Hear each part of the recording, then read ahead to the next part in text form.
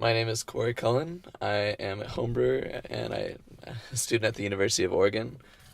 I started homebrewing 2 years ago. Didn't really like the selection of beer that was available to me. I just thought of homebrewing one day and I was like, I'm going to find out how to do it. I found a kit online and just started the next week. Right now I have a igloo cooler converted into a mash tun for all grain brewing. It's basically a 10-gallon cooler with a ball faucet handle and two mesh tubes attached to that to filter out all the grains and the liquid. Well, one of the big challenges that I face is one, space. It's very, very tiny.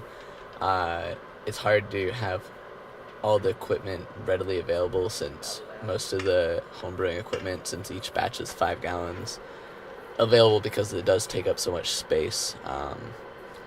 That's probably the biggest challenge. And the next one is that most stoves that you find nowadays are electric stoves and can't really accommodate a 8-gallon stock pot filled with liquid.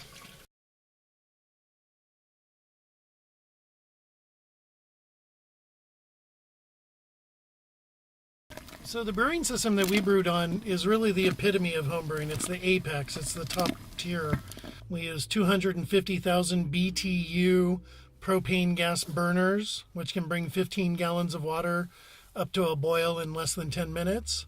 We moved all our liquids around using March pumps for moving liquids from one container to another. We use the Blickman plate chiller, which cools our finished product of wort down from a boiling temperature of 212 degrees to a yeast pitching temperature, which averages about 70 degrees.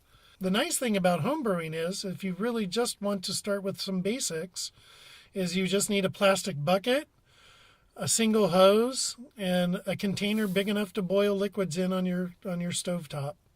This summer, I decided, well, if I'm going to have a keg, I want my beer to always be cold. And so I went online, found a draft top kit, and then I just got a hole saw, drilled through a mini fridge that I had, and put everything together, and went right real easy, real nice. I write my own recipes. I sit down and think for a couple days. I write things down in a journal, kind of find out what kind of mixes well together. And then just kind of, once everything's done, it's satisfying knowing that you're drinking something you made yourself and that this is yours. That's what's so great about homebrewing. Everything you do is yours. There's no one to do anything else for you.